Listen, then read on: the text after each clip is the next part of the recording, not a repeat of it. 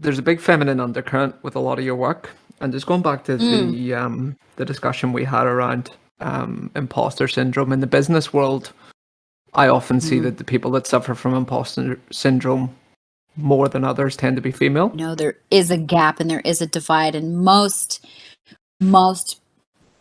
real collectors and men in the space are wonderful and they do want to uplift women, but I'm also very much like we just need to break down the door, and it's not even about being a woman, it's just about being an artist.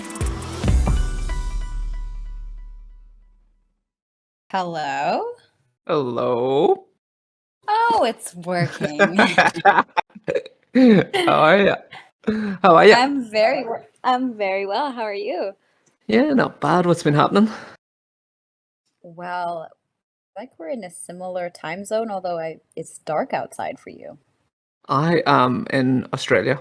We are in very different time zones, Ella. Oh my goodness. So it's like what, 8:39 Nine. p.m.? 9. 9 Yeah, p.m. so. Okay. And I'm an Uh, early bed sort of guy, so I've stayed up especially for you. Oh, well, I really, really appreciate it. It's great because I've had my coffee, so I'm a little more coherent. Um, Thanks for joining us today. Really appreciate you coming on to have a chat. Um, and obviously, the purpose of the podcast is just to get to understand the artists a little bit better behind the memes, what it meant to them, mhm. and understand your journey a little bit more. To be honest, but firstly, I'd love you to settle a debate I had with a friend. During my research, I noticed that you grew up on a farm in Canada. Your surname looks to be potentially Moroccan, but I also know you have family ties in Kuwait, apparently. So, which of those is factual? The family ties in Kuwait. Close with the Moroccan last name. It's actually, I want to say, Palestinian descent, Ah, interesting. the last name. But yes, family ties in Kuwait is correct. Do you visit often? Well, my sister lives there. I do not visit as often as I should, um, but I have been there frequently, and I grew up there for about 2 years when I was very young. So then you went Um, from there to Canada, is that correct? well, it was sort of my parents, I would say, are eternal travelers, I like to call them. And so I was born in Vancouver, but then flip-flopped around in my childhood. I was in Kuwait for a little while and then moved back. And that's where the farm story began. And I noticed on your Twitter you seem to be doing a bit of traveling recently. Where have you been to? So again, my eternal traveling parents, they now reside in London. So this is why you have been wonderful with your time zone. Um, but I was actually in Italy. I was traveling around Sorrento to visit a friend of mine, and it was just very beautiful. I've never been to Sorrento. I've been to Italy a few times, but um, never Sorrento, and it just felt actually it's almost perfect. It really ties into the whole narrative and story and a little bit of the meme card because I visited the islands where the sirens, like the story of the sirens in the Odyssey, kind of would lure their prey. So I was very lucky to be gallivanting around these wonderful islands. Actually, something I'm super interested to talk about, to be honest, because a lot of your interviews and pieces that I've read, you've leaned quite heavily on mythology. Where did your Hmm. interest in that start? So it was again how I grew up. Both my parents are actually Waldorf teachers, and Waldorf is a little bit like Montessori in terms of the way they teach you. It's an alternative perspective, and so I grew up really listening and learning, and that's how I um, they would tell their basis is really about storytelling, and so I would learn all of these stories, and then I actually did my master's degree a few years ago in mythology and depth psychology. So I really kind of was revisiting these old stories, but from a depth psychological perspective in terms of how it affects our mind and um, archetypes that kind of layer on through history. So, yeah, I've been surrounded my whole life, I would say, with mythology and storytelling. And I Excuse can my throw excuse well, my ignorance, but what is depth psychology?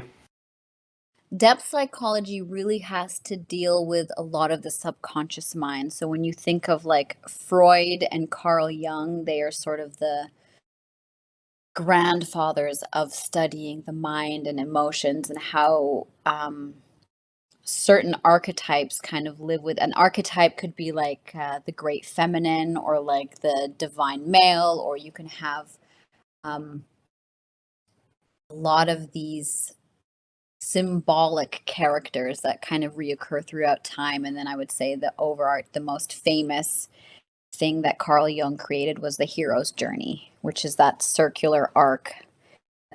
Every great story, every great human goes through within their life is this hero's journey. So it kind of penetrates these, like the ego, the super ego and the id and your subconscious mind and how you perceive the world, and then it's layered with storytelling and mythology. So it's very exciting, and dive into a lot of like dream analysis and how that permeates through your life and what the symbols are telling you. So the subconscious, that I mean, I find the mind very, very fascinating, obviously, because it's really where all my ideas come from, and most of our ideas, say in human history, is all stemming from this mind and the connection to nature.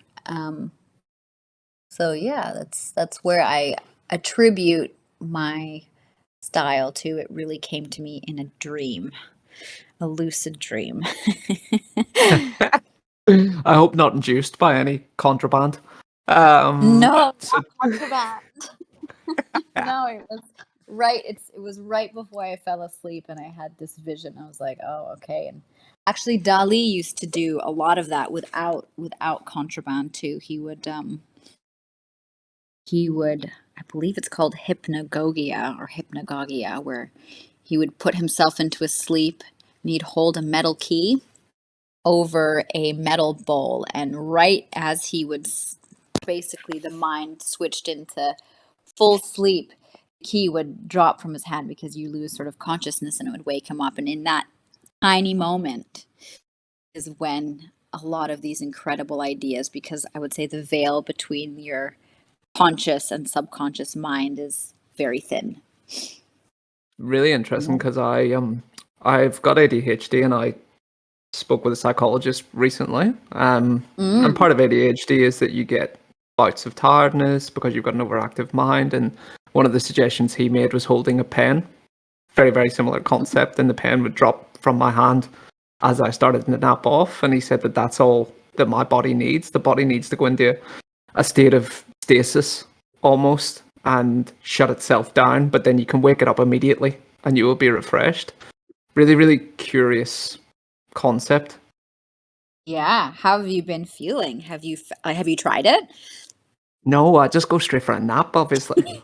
I, I just put the pen down. I'm not listening to anyone. I'm just having a 40-minute nap. Do you feel refreshed after your nap at least, or is Yeah. it? Depends on the nap. I rate them. Sometimes great, sometimes bad. But it'll never stop me. Yeah, But that's it's too funny. it is interesting. I will try it at some point, and the whole state of dreaming is fascinating to me. I've Mm, been reading quite a bit on it, and I was reading something the other day. I don't know, you'll know a lot more than I, but how that every character in your dream is someone that you've either seen or met throughout your lifetime. So it's just this mm. weird database of subconscious thought and knowledge that seems to get untapped in some way as we dream. Yeah, and it's also because you're also when you're awake, your mind is consuming so much, right? And it makes it. I think there's a lot of moments that get deleted from what we actually see. And that all just gets stored in a database somewhere in your unconscious mind and then manifests in dreams and such, which is really very interesting. I mean, the mind is very fascinating. Yeah, agreed. So talk to me how your work, you mentioned your work came to you in a semi-dream state. Talk to me about that. So I would say I've always been very creative, and my mind has always gone into that direction, just because math and spelling and all these like very intense, incredible um, areas, I just was never thriving, and my overactive imagination was always going, and I want to say it, I vividly remember going down to sleep, and right before I fell asleep, I had this idea of a wave crashing through my body. And it's funny how it came to me because I had been doing a lot of reading on Bruce Lee, and I'm sure so many people are very, very familiar with the quote where he is talking to the interviewer and he's telling them, to empty their mind and to be formless and shapeless like water. You put water into a cup, it becomes the cup. You put water into a teapot, it becomes the teapot. Be formless, shapeless like water. And so I'd been just that idea, that concept had sort of just been mulling in the back of my mind, this idea of formlessness, but also this idea of shape and how water conforms to the shape that you give it in a way. And I basically went down to sleep, and that's when there was that connection. And I was like, okay, I'm going to put water into my body. And somehow I was able to do that. I've always been playing with water. I've always kind of, like you pull pieces. It's almost like creating a mood board, but with things that you're interested in. So I'd always been interested in nature because I've grew up in nature, and water has always been somehow part of my life, be it because I lived on an island or because I'm also astrologically a Cancer sign, and that really has to deal with water and moon and tides. And so it just all kind of came together in this lucid dream, if you will, and the rest is history. And I've been developing and kind of swimming, haha, with Good. with this idea of water. Your dad jokes are always welcome. Oh, thank you. I know I heard you with Matt a few dad jokes, so I was like, okay, you'll appreciate. So just with that, so obviously you had that lucid dream, Hmm. started to think about how you could incorporate that into your pieces. Where did it go from there? I mean, the moving and the waves and the nature and the self-portraiture was always something I kept very sacred to myself. So I was a creative photographer, and I was working in more, I don't want to say commercial photography, but very creative product photography. And like building set scenes for brands like beauty brands and jewelry brands. And I was always working on this moving artwork. Um, and just over the years, continually working and um, paving the narrative, if you will. And it really kind of came into full swing, and I knew I had something special. And so I just posted on Instagram, and back when Instagram was really fun and cool, and you could kind of post your ideas and get real-time feedback from the audience, right? It wasn't so curated. Um, and people really were drawn to this idea and this surreal concept where I've put the waves in the sky. And I would have people reach out to me, and they really wanted to collaborate, and brands wanted to work with me. And I just knew that I had something special, and this is where and how I would be recognized somewhere in the future. And basically, let's see where it went from there. It was my little special world that I had created, and I knew I needed it to go beyond the squares of Instagram.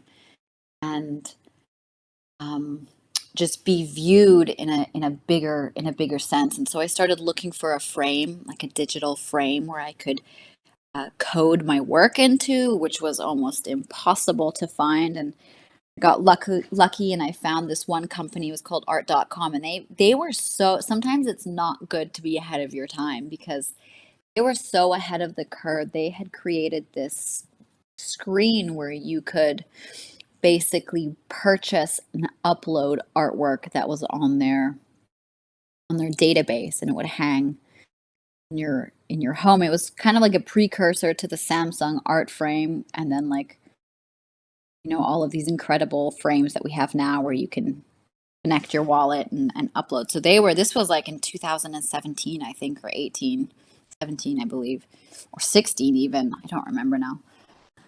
But I worked with them, but it was very clunky, and I just like kept chomping at the bit. Like I was like, I knew there's something here. I'm onto something. And then I read the this article that came out in 2018 about this fractionalized JPEG rose. I think this photographer had put it onto the blockchain, and it had sold to these 5 different companies, and it sold for $1 million. And I was like, what is the blockchain?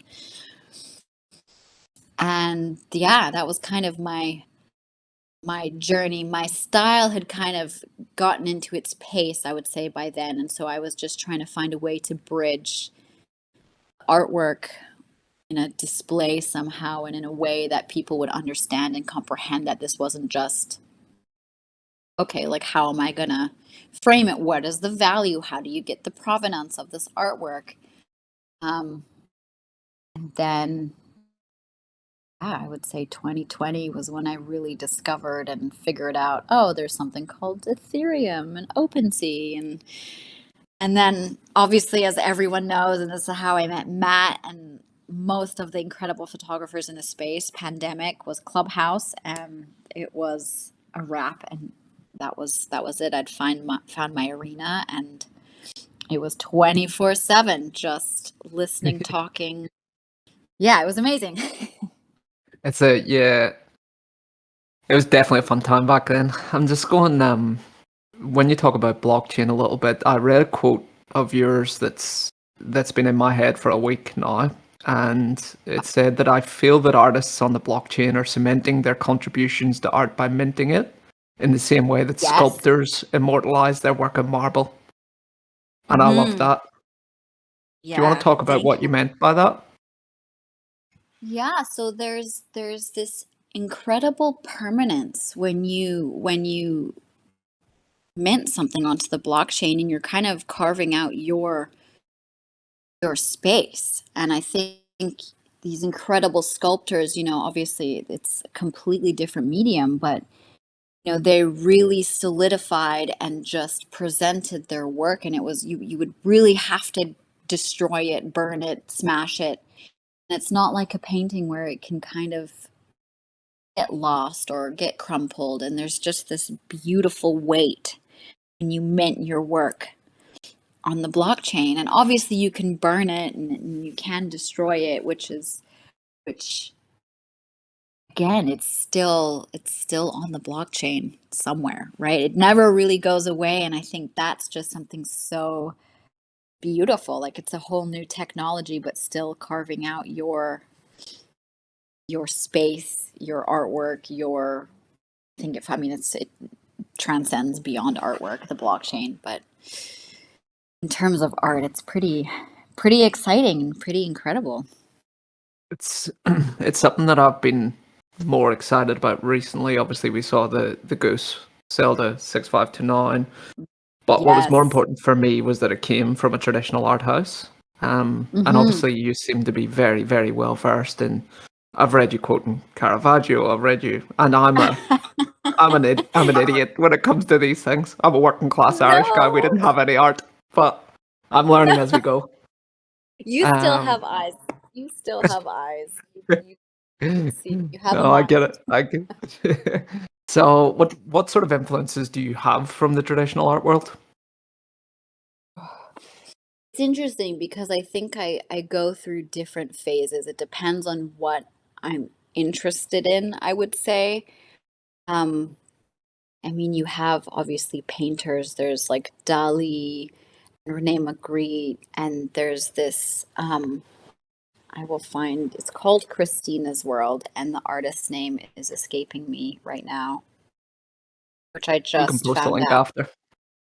Yeah, and this is everyone's gonna be like, why don't you know this? His name is, so it's like something Stathouse, but I will need another coffee. But basically, I just found out Andrew Wyeth. Oh, there we go. Andrew Wyeth. So there's this incredible painting by Andrew Wyeth, where there's this woman and she's sort of reclining. She's an anonymous woman and she's reclining in this beautiful field and she's looking at a house on a hill. And I actually just recently found this out, which will go back, it will tie back into the subconscious mind. So a lot of my posing is very much inspired by this one painting. Just in the way that there's this anonymous woman and her, her back is to the audience, and she's just very elegant and regal in her posing. And my mom just told me recently she'd had a printing of this painting when I was a kid. She'd had it in the kitchen, and I would always see it, and I never knew why I was so drawn to this painting until she was like, "Oh yeah, that hang on the kitchen when you were little." I was like, "Oh, amazing." So like inspiration for me really comes from so many different places, and I love to really deep dive into Good. You've been preparing these. You're not supposed to I've prepare been them before you come on preparing. out. I really love knowledge and I love learning and I just love seeing the great artists that have come before me. So it's sort of the hybrid of those artists, like those traditional artists, but then I've paired it a lot with Helmut Newton or a Guy Bourdain or an Irving Penn in terms of like lighting and sensuality and like powerful feminine um representation. And yeah, it's kind of all of these ideas, and then of course mythology and symbolism, and then nature, which is, I think, every human is somehow somewhat inspired by nature, and everything we create basically is somewhat of a biomimicry where we pull from nature and somehow use it as a tool. So yeah, there's a lot of influences, but I would say where you read that quote was from my recent series was that I just released or just wrapped up, which was The Painted Muse, and there was 3 scenes in that story, and it was really an experiment, and I really wanted to paint on top of my photographs, and I did that for nude abstracts, but in a very abstracted way. Whereas this series was very much looking at a Caravaggio or a John Singer Sargent and how they used the brush strokes to create this life, and how Caravaggio used light to kind of um, frame and carve out his characters. So yeah, Yeah, so many it's fine. influences. It's good. It's good. And you obviously know your stuff when it comes to traditional art. Um, so moving on from there, obviously you went. Mm. How did you end up coming about the whole 6529 meme collection side of things? Ah, yes. So 6529, an amazing giga brain, but it was actually, so my meme card was meme card 10. And 6529, I had released my Genesis collection on Foundation. I had done a 3 bodyscape series. And then I had gotten accepted onto SuperRare.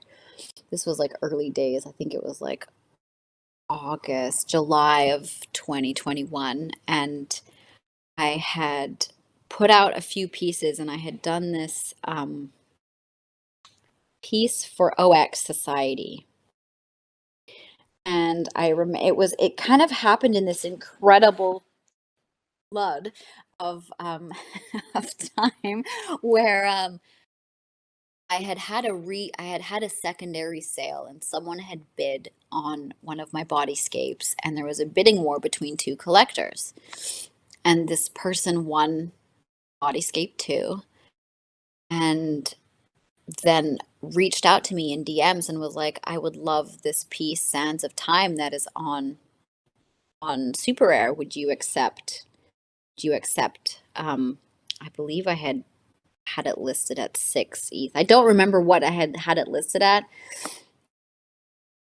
Just kidding. The bidder who had lost Bodyscape 2 went and made an offer on Sands of Time, and 6529 I think put in a bid above theirs, which was 6 ETH, and then he sent me a DM and had asked me if I would accept the bid because he wanted those two pieces to hang side by side or across from each other.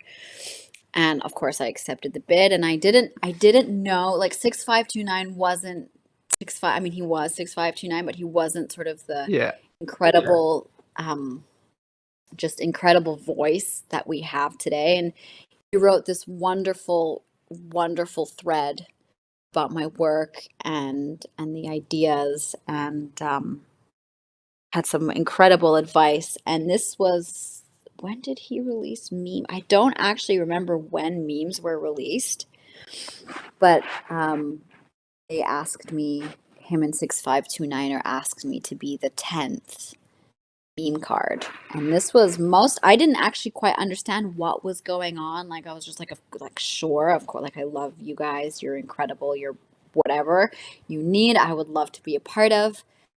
And he had just released the OM, or it was before the OM. Can't remember dates. Dates kind of escaped me, but yeah, I released a meditation on GM, and I like to call myself the first lady of the memes. I believe I was I was the first female to do a meme card, and it was the 10th one, which was really great. And we worked together and put it out, and it was very well received, but it was still kind of in the very, very early days. And I think there had been mostly like 6529er. I think Alpha Centauri Kid had done one.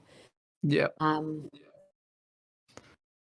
Yeah, I think remember you had who 3 or else. 4 from 6529, or yeah, I remember. I remember those Yeah, pieces at the time. I actually remember yours being released as well. And it was a weird time because yeah, shortly after that, everything was still sitting around floor price before things really yeah, took off. So as yeah. I in think hindsight, it seems crazy. I know. I mean, it was really great though, because I wasn't quite sure what was going on, and or the long-term vision that they had. And it always, that's one thing I know, they really had held themselves very elegantly. And I know there would, as time progressed, there had been a few, just technical errors, as there always is when you're building. Um, but the whole team just really conducted themselves beautifully, and it was such an honor to be part of season 1. And what was actually the process? So obviously they reached out, they asked you if you would Hmm. be happy to collab with them. Where did it go from there? Yeah, so they asked me, it was almost, I really had a carte blanche to do whatever I wished. And then I still wasn't sure like what was going on. I'm like, what am I supposed to do?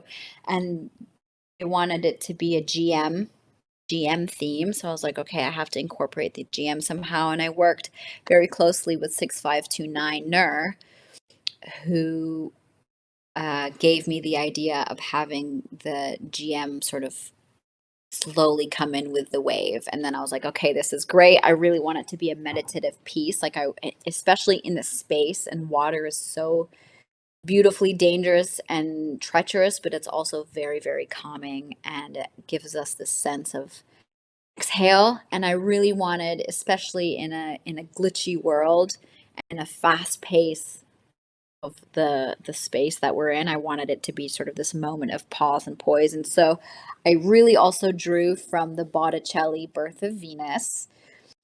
Um, and yeah, they loved the concept. They just were like, this is great. And so I finalized it and we put it out, and I believe it sold out that day. It was Yeah, one of and the they pieces weren't that, all. I don't think they were all selling out at that time from memory. So yeah, it's yeah, no. It was it was like very, as I call zoomies. I had serious zoomies, and remember they were all shocked, like, "What? You sold out in 24 hours?" And I'm like, "Yay!" yeah, congrats. Um, Yeah, thank you. one of the questions I had for you, your work is obviously. Let me rephrase that. So when I first came on board and started minting memes, I was like, okay, memes, funny internet pictures, bit of a joke. Mhm, GM is this mm, kind of jovial term, but now there's become a lot of societal undercurrent for what GM means and a kind of collective yes. understanding of it. But back then, with your work being so elegant and more traditional art, were you concerned Mhm. that doing something GM meme might tarnish the image of what you had?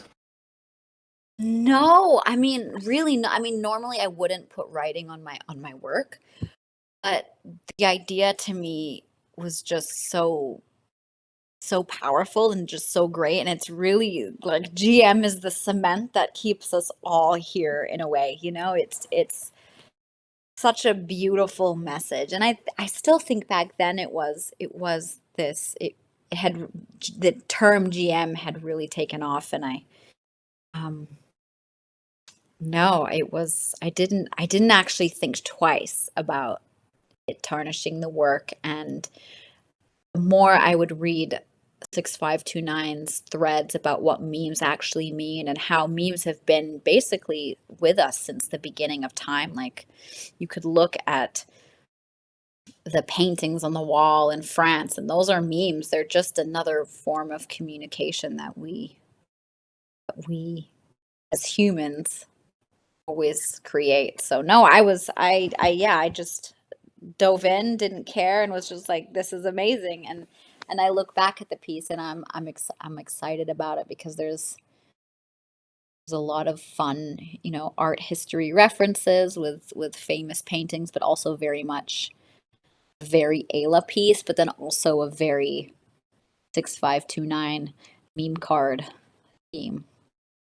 I think So, it's been a crazy, even things like GM, for me, it's been a crazy shift coming from a very professional background where you would see someone like a mhm. 6529. I've worked in similar places that he might have. And Yeah, everyone that you look around, suit and tie, super corporate, no bullshit, always the same stuff. And you forget that there's a personality behind that character. So when we see yeah. this culture and these sort of characters emerging and they've got the freedom to show their fun side as well, it's been really Mhm. I've loved it. I've loved it. Yeah, and it's the information, and I think there aren't many people, I would even say, I mean, I don't know many people in the world, but just the way the team and the way 6529 thinks is really, it's just, I mean, it's like very poignant, and there's so much sense to it, and there's also so much elegance. And um yes, it's very calming in a way when you go and read his um tweet threads. I swear, like, there's never been a spelling mistake. I'm like, I remember asking him, our 6529er, I was like, how does he write these threads? Like, does he prepare them? And he's like, no, he just starts and writes them. And I was like, wow, okay. Like, there's some type of AI, and he must be a robot because there's never a spelling mistake or a grammatical errors. Definitely 6529 GPT, I think. I Um think so. I really do. But it's no, there's what I sorry after you. No. What were you gonna say? I think what impresses me most, um, I've met a lot of executives in my time, and Mm, really good ones have an ability to process complex information, but the yeah. exceptional ones are able to communicate complex information in a simple format. And I think he does that Yes. excellently. Yeah. Wasn't it Einstein who said if you can't explain theory or you can't explain something as if someone or to a 5-year-old, you don't understand it? Mm. And he does that beautifully where and he takes ideas too, which I really respect. Like he takes ideas and thoughts that we all have, like especially his one on life and time, and he breaks it down and you read it and you're just like holy f, I'm what is this idea of life? Why am I here? What is this idea of time and family? And why am I getting stressed out about butts? Yeah. I mean, you know what I mean? Like, I mean, it's great. We all love a good I tit don't, butt, yeah, I but get like, stressed out about them too. no, but I mean, like, but then there's this wonderful humor because in the OM, there's Yeah. the council, and it's all just dick butts and sea hams, and Gooch it's Island and gooch. Like, it's brilliant. So this way of um holding this like very deep serious ideas but then breaking them down simply with the air of humor is really when I read that thread, I actually sent it to some friends, and it still impacts me to this day. To be honest, I'm going back to Ireland in August for my little sister's wedding, and my partner oh finds it wow really weird. Yeah, I'm really excited. My partner finds it quite weird because I'm talking about spending time with my mum and dad who are nearing 70. And I'm like, wow I okay want to spend every minute with them because it's probably only going to be one of 3 times that I might see them again. And she finds yeah that exceptionally morbid and macabre and a weird thing to say, but I'm just like, I don't see it that way. Like, it's just yeah reality. I may only see them 3 more times. So I'm going to treasure every minute of that I have. yeah no it's my brother's girlfriend also said something and it just and then 6529 put this tweet thread out and I was like holy moly it's true but she said something along the lines of like if you count like let's say you see your parents once a year that's maybe 20 more times that you're going to see them or something and that it's so simple but it really resonates so it kind of brings you back into this okay like be you got to be present as much as the moves and you get into your own life and emotions you do have to hold a sense of presence and just be with those that you love so yeah it's brilliant. So that's Yeah. exciting, and it feels morbid, like your partner is right where it's like, "Oof, that's a heavy topic," and most people don't like. They Mm. kind of shy away, and that's where the 6529 thread is beautiful because it's just poignant to the point and also taking a very intense topic and making it just like, "Oh, yeah, It's kind of it's taking a true." highly emotionally charged topic and just turning it into a rational discussion, Yes. with facts, which I love. Yes. So, I um, do. I'm waiting for someone to make like like make a book of all the threads, like the almanac y- of I'll go on the coffee 5 table. threads. Yeah, like I think it's But just so there's amazing. I'm not going to buy it because people are going to start to think I'm some weird fanboy, which I am and I'm not. But how far is I too feel far? like I feel like we all are fans of 529 GPT. Mine's it's the best thing. um one of the other things that I had to chat to you about because there's such a global brand and such an iconic brand is the Playboy piece that you Oh produced. yes, yes. So talk to me. How did it come about? That was it was an interesting story. So I had done my three Genesis pieces, and they had been on foundation, and I had basically thought to myself, okay, the next step is going to be SuperRare. And I was continually just engaging and learning and being part of the community and building my own language. And then Playboy came onto the scene, and I think they had done a curated thread with Slime Sunday. Like artists, like 7 artists to watch. And I was on that thread. I was their first artist that they'd put out. And then um, one of the team had reached out to me and sent me a DM. And I was like, yeah, I love Playboy. I've always, since I was little, admired Playboy and always wanted to be one of those incredible shoots. So they asked me to do a piece. They kind of gave me some options of guidelines, because there's brand guidelines that they work with. And so I took one of their summer covers of like 1968, and there's this woman in a bunny bathing suit, and I took that concept and I remade it in my Ayla way.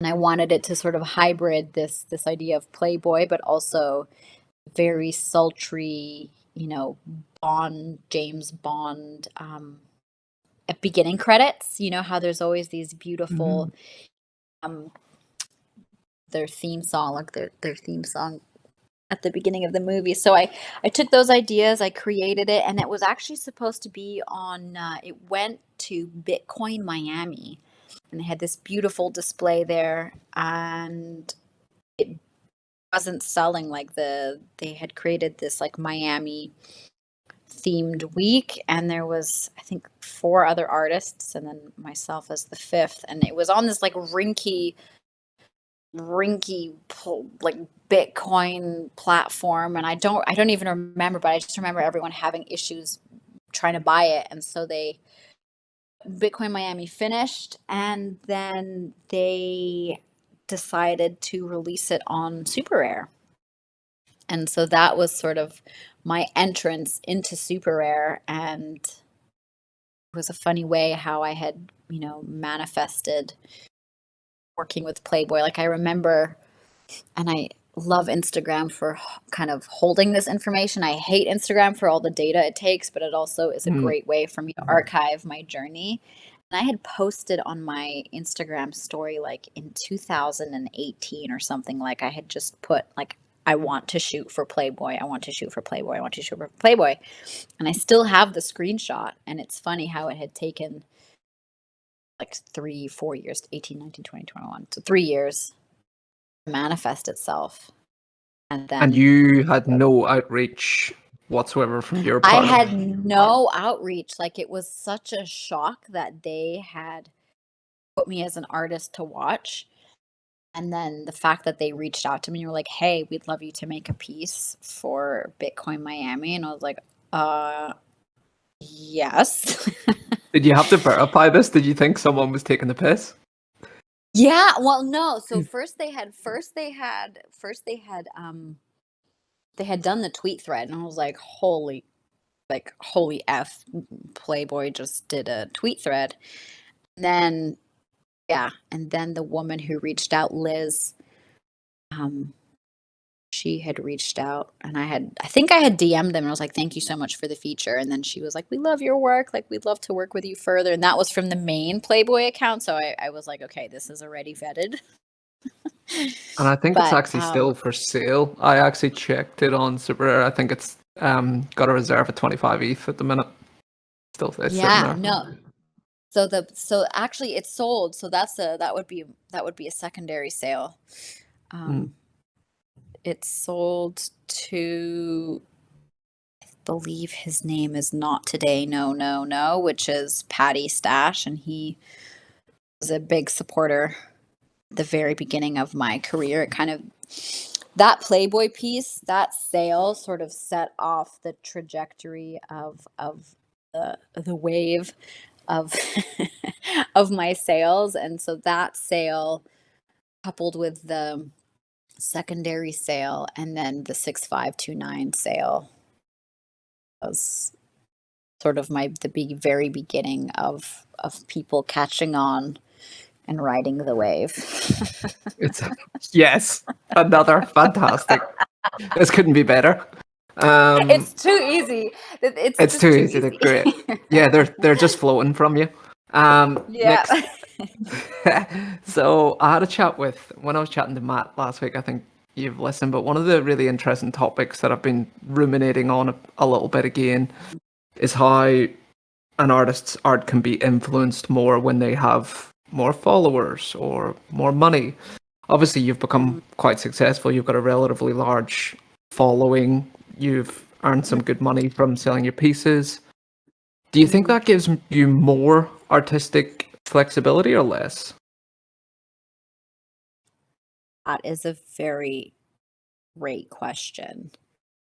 It depends on the person. So for me, it I would say gives me more. I mean, there's a moment now where, especially in a bear market with such a distinct style, I think one has to be brave and not fall back on what made them them, because it's very easy to stick with something that you know. However, I mean, there's so many thought lanes I have with this where it's like it takes time to create a style, like especially in a space that moves so fast. We almost expect artists to just change their style overnight to appease whatever appetite the crowd is demanding. So I think for me, it's given me a bit more leeway to play, and people are listening and kind of like, oh, this is interesting. Okay, so she's into this right now, and they're coming along with me on this journey. But it can be crippling too, because I can see artists in 2021 when we had that huge boom and they became super, super successful, like overnight, having this incredible sales, and it can be crippling because there's ebb and flow, there's tides with everything. So I think it depends really on who you are and as an artist. And I think if you're truly an artist, it doesn't matter if you're successful, not successful, if you have one fan or no fans, you just keep creating for the pure I think joy it's and love. important for it's hard to keep creating if you do not have the finance to buy yourself time flexibility.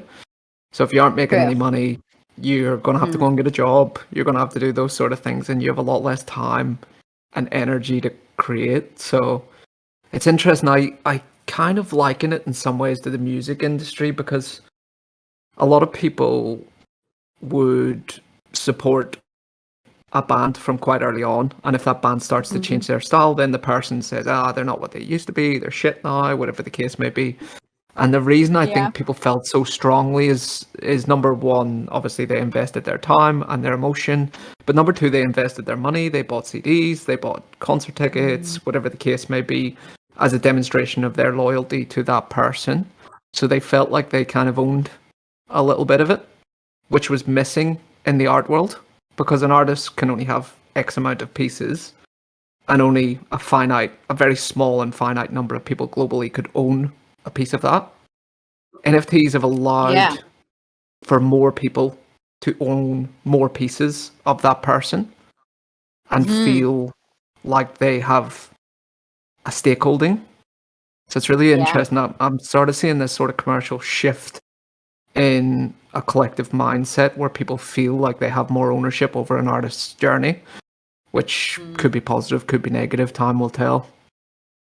Yeah. I mean, it is interesting, and I think that's the one thing I find interesting because I do understand there is finances are important, and there is, even if a collector is spending, $1,000 on an artwork, like that's $1,000 that they chose to put on you. But I think artists really have to kind of, I don't want to say break through, but that burden can become very heavy, especially if it becomes like commodity and you become very famous and you have all of these people who have invested their money into you. And as long as you don't like drug, as we say in this space, like as long as there's an authenticity and there's an honor to that, and that you know that there are people who have invested their time and their money, you can still evolve and develop and change and have something to say, because I think that's what's so powerful about being an artist is you or we are the voices of these moments, and we're sharing our ideas and our thoughts, and those who come along with us, they're very much part of the journey. But I get nervous because I feel like a lot of artists pull on this burden, and it can be crippling. Like putting a price on your work is very difficult. Yeah, I can imagine that would be one of the most difficult parts, to be quite frank. And What yeah, is my value? yeah, exactly. And the market often dictates the value of Mhm. anything, but we don't have a very mature market, so we don't know how it works. So how do Yeah. you go about pricing your pieces? I mean, it's I would say for me it's slow and steady, and I'm quite lucky in the fact that I've been able to diversify. So my one of ones are really these moving pieces. There's a very recognizable movement, drone footage and photography and this sort of combination. And then there's the pieces that are still very much me, and I'm very proud of them, but they kind of allow a different entry point. Yes. But for me, it's always been slow and steady. And I remember in 2021 when I was really, gaining momentum, I had collectors tell me like raise your prices and get up to like, a 15, 20 ETH. But I am very, I would say, I wasn't scared. I just I didn't feel like I had earned my stripes. Like I didn't feel that I had yet made that. I was able to make that jump. So my pricing was very slow and incremental. It was basically I'd have two or three at a 6 ETH, and then I would increase by an ETH, um and then I know there's sort of like this formulaic calculation when you release a collection. It should be the value of a one of one or greater, I think. So Mm, there's a way you can kind of, don't ask me to calculate because my math is horrendous, but there's a way you can basically, if you're releasing 69 pieces in a collection and your one of ones are whatever 4 ETH or 10 ETH, or you can break down what you should price each one. So it's interesting, and I can't there is no rhyme or reason truly, but I think for me pricing is really just slow and steady, and yeah, whatever you feel that you are worth, just kind of go on. find. You mentioned that you probably didn't feel like you quite earned your stripes at that Mhm. stage. Do you think that you've suffered from imposter syndrome at all at any stage? Oh, I mean, I still suffer from imposter syndrome. I don't think imposter syndrome, and that's kind of like the most common quote unquote disease that all artists are going to have at some point or constantly, and it doesn't go away. So I definitely had imposter syndrome. I had this very um nervous fear of I wanted that success, and I was really just like finally, because I'd also been working for so long for space to kind of have the world recognize that moving art was something to value. And my style and my story had just I had known I'd created a recognizable style, which was, lucky and had taken years to hone and master. Yeah, there was It's definitely a yeah, fear of there's a fear it's because a once you hit a certain price point, again, you have all of these expectations, and it's not like I don't fear them in terms of like my execution, because I love to uphold quality and beauty, and um I'm excited to share that. But yeah, there's definitely like a, oh my gosh, what happens if yeah, am I good and enough? it's Yeah. I think everyone suffers to an extent, but I do see it more prominently in artists, and I think Hmm. partially they tend to be quite introspective and self-critical and self-analyzing, which makes for great art because they can display emotions that most of us can't even comprehend. So I think it's a Hmm. double-edged sword at times.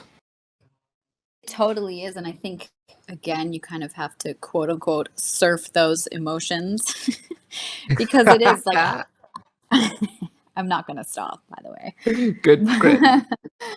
But yeah, there's definitely, it's can be very much a um, crippling, to the point where it's like like it can really sink you, but it also pushes you too. So I think it's that friction that, I mean, for me personally, the imposter syndrome and this self-doubt and this comparison to others, and especially again in the space that moves so quickly and you're seeing every day someone is having a sale. um you have to really work on your mindset. Like, even I saw there was so much FUD with the goose, right? And I was like, no, this is amazing for the space, because you have a very incredible collector who is at the forefront of this technology and this mindset. And you have a world renowned auction house that has prestige and has a brand, creating the hype and the sale for a piece that's from Web3. So yeah, I don't think there was any more of a perfect collector. No, it was One, yeah. and I think he tweeted something like the goose needed to stay in Web3 or something, or like the goose belongs in the metaverse, or, and I thought it was perfect. But there's that also is just such an inspiring, it's just really inspiring because again, it every single sale that we see solidifies again how legit, I would say, or how Mm. important this space is for artists and collectors, and how we're moving forward in this world. So, And I think the fact that he was competing, well, rumors are that he was competing against a traditional art buyer. So that was a real mm, win for us nerds. yes, it was.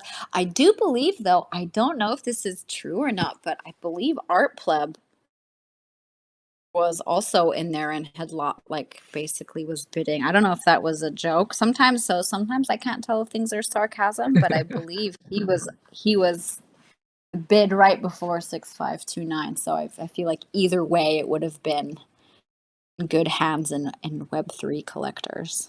Yeah, for sure. There's a big feminine undercurrent with a lot of your work, and just going back to Mm, the discussion we had around imposter syndrome in the business world. I often see mm, that the people that suffer from imposter syndrome more than others tend to be female, and mm-hmm. it can be an obstacle to their progression. Um, Mm-hmm. do you think that's similar in the Web3 space? Yes, absolutely. I mean, it is and it isn't. It's a delicate conversation because it's something that I don't want to lead with, in terms of like it's just has happened, but it's also very clear. Mm. It's the women that I talk to, it's very clear that there is a gap and there is a divide, and most real collectors and men in the space are wonderful and they do want to uplift women. But I'm also very much like, we just need to break down the door. And it's not even about being a woman, it's just about being an artist. Yeah. And yeah, no, it's for sure prevalent. And I don't like to blame men, because I think it's also like they're my experience and my outlook on the world is different than theirs, and they can't possibly understand. So those who we kind of have to sort of meet in this middle point where we both recognize the other, if I'm making any sense. Yeah, no, it's all about empathy, and I think it's a measure of your character that you look at it through an empathetic lens as opposed to an annoyance. It's just something that I feel important to talk about at times. Like, I've come from a family of very strong women. Hmm. My sister's a partner at an international law firm. She has had articles written about how she wants to break through the glass ceiling, but not doing it in a masculine way, and she refuses to Yeah. masculinize herself to Yeah. get what she deserves. So I think it's an important topic, and it shouldn't just be females talking about it. Yeah, no, I think that's huge. And I think there's that, so funny, because in order to get to that position of respect, you do have to channel this masculine energy. And I think that's something that, yeah, especially because I'm usually nude in my work. And I know that's something that I continually hear, which makes me happy, is that most people don't actually see that I'm nude, because that's not how I'm leading the the conversation with the art. But it's also something that I have come across too, where men are uncomfortable and they're like, yeah, I can't purchase your work, my wife would go crazy, or so it's an interesting dynamic. And some collectors have bought my work because their wives have fallen in love with it too. So it's this interesting play, but it's absolutely prevalent. But it's also, I have to kind of remind myself that this is a lot of this tech was built and created by men. Yeah. It's kind of like broy world, but I think the more we kind of have these conversations and have these incredible females that just, yeah, are here constantly and building right alongside, and also have something to say, is, yeah. I hope the guy that couldn't buy the art because of his wife, you told him, bro, you need to get a new wife. That's ridiculous. I know, like, sir, what's going on here? And I think the same guy probably had a crypto dick butt hanging on the wall. I know. Totally. No, and I think as a woman, it's really interesting, because it's like, yeah, how do you? I know that I feel like everyone is not going to believe me, but I do not get weird DMs. I do not have men sliding into my DMs with some weird comments or things, and I know that is something that's very prevalent along my female peers. Um, Yeah, I can imagine. that Yeah, so that's something that I find really interesting. Nobody sends me weird DMs either. If no, nobody sends me DMs. Full stop. To be honest, but I'll send you a DM. thank you, thank you, thank you. I'll No, figure. but all good. I'll not keep you too much longer. I know you've given up your time, and thank you for your honesty today. It's been really refreshing. It's been such a fun chat. It's been such a wonderful chat, and I'm really, yeah, I think it's very late for you, so thank you for being so engaging No, at my such a late pleasure. hour. My pleasure. Yeah, and I'm really looking forward to who else you interview, and these conversations, because I think it's great. Oh, hi, Jazzy Charlie. Thank you. That's my co-founder, Canadian as Oh, well. oh, You're the only sure. Canadian I've ever met that I like. Charlie's just. I've got a few lined up, so I forget the name every time, but I've been chatting to Apocalyptic Art Form, I think is his Twitter Yep. handle. Great artist. Scopes wants to have a chat to Kath, see if she'd like to come on. I'd love to have a chat to Hafka because his energy is incredible. So many, I don't know where to start, to be honest. Like, and there are artists that I know considerably less about than those ones, so Yeah. that have less of a following and that sort of thing. So I'd love to shed a spotlight on a few of those. So if any are listening, please send me a DM. I'd love to have you all on. Yeah, it would be. I think it would be really. And I think as you work your way through the meme cards, it's a beautiful way to discover new Yeah, and then I'll artists. and then I'll speak to you and get some inside gossip on your brother before he comes on to Absolutely. some embarrassing stories. Gladly. Oh my, I have so many. But Awesome. yeah, no. Thank you so much. No, my pleasure. Thank you so much. All right, have a great day. See you, Ella. Yes, sleep well. Sweet dreams. Bye.